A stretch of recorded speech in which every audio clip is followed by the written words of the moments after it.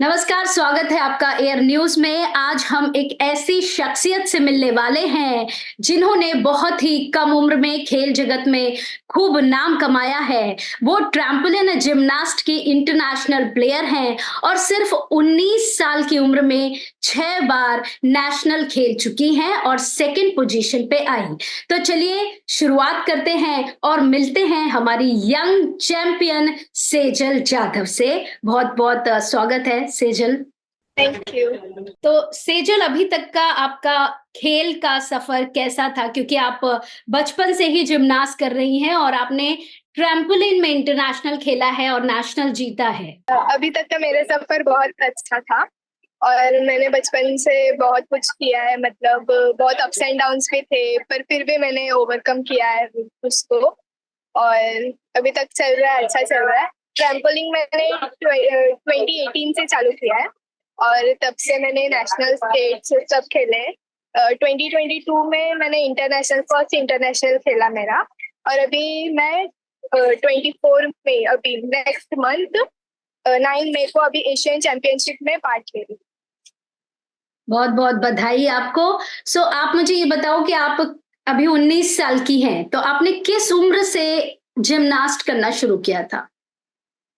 मैं 6 साल की थी तभी से चालू किया, तभी मैं आर्टिस्टिक करती थी।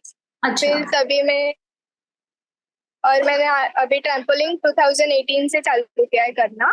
सो जिम्नास्ट में इंटरेस्ट कहाँ से आया तुमको? क्यों जिम्नास्ट ही चुना? और सारे स्पोर्ट्स भी हैं, डांस भी है।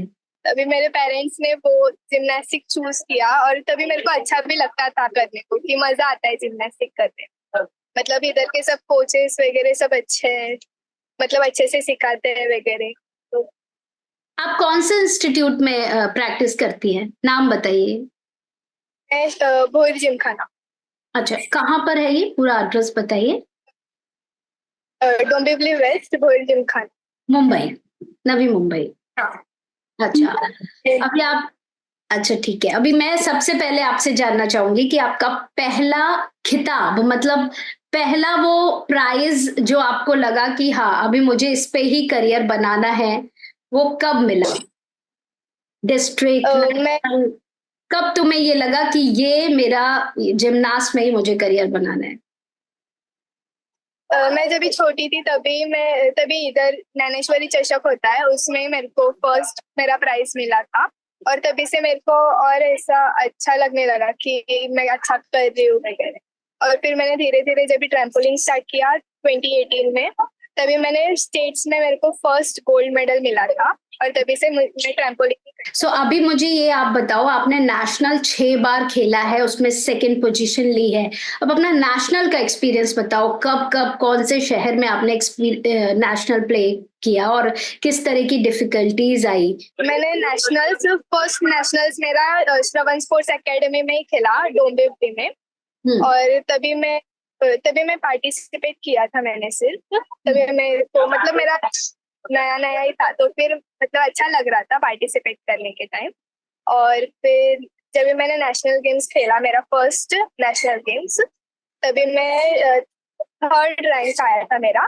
पर क्वालिफाइड 2 ही होते हैं, तो फिर मेरा थर्ड रैंक आया था, पर मेरे को अच्छा लगा था कि मैं पूरे नेशन में थर्ड रैंक आया।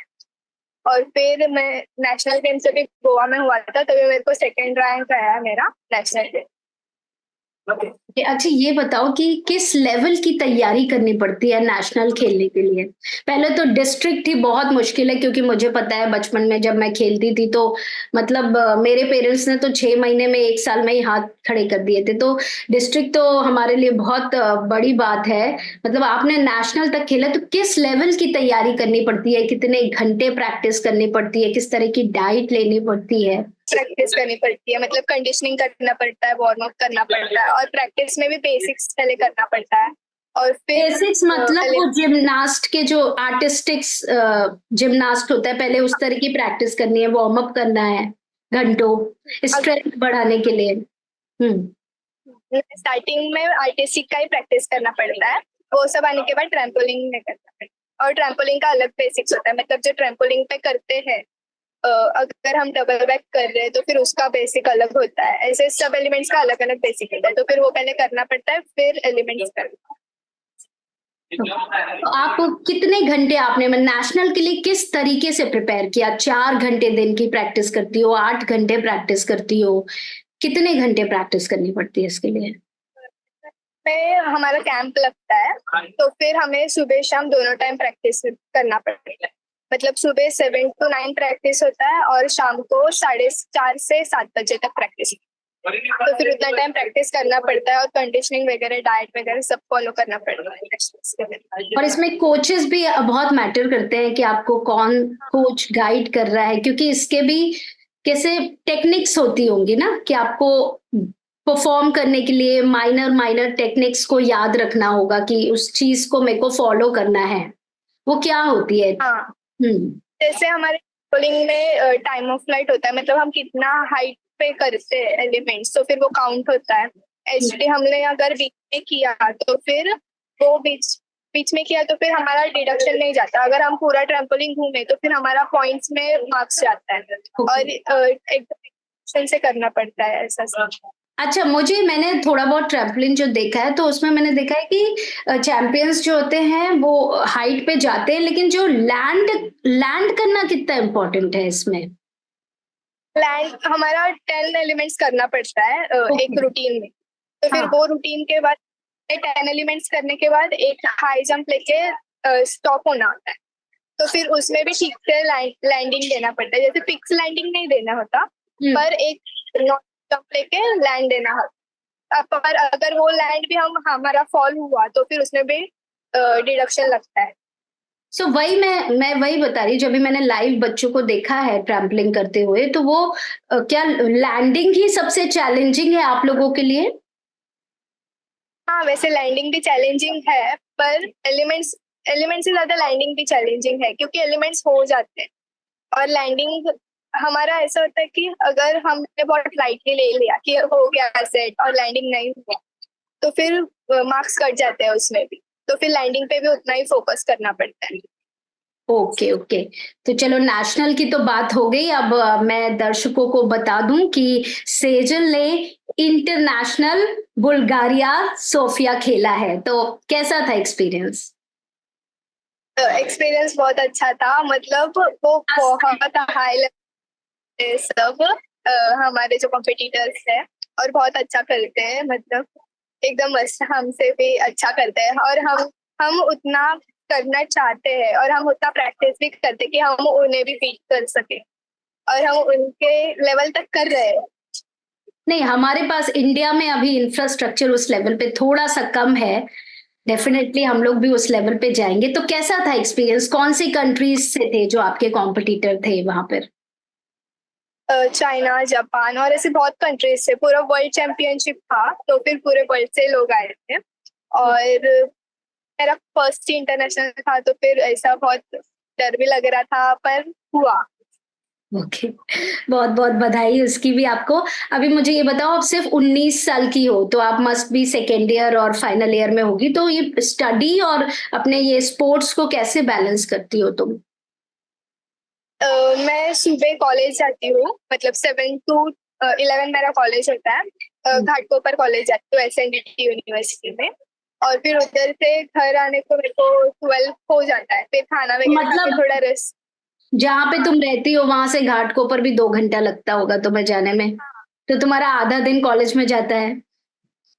हाँ, मेरे को सुबह 5 बजे उठना पड़ता है, फिर कॉलेज वगैरह करके मेरे को घर आने में 12 साढ़े 12 हो जाता है। यस फिर यस। बाद में लंच वगैरह करके थोड़ा रेस्ट करने के बाद जिम के लिए निकलती हूँ 4:30 को।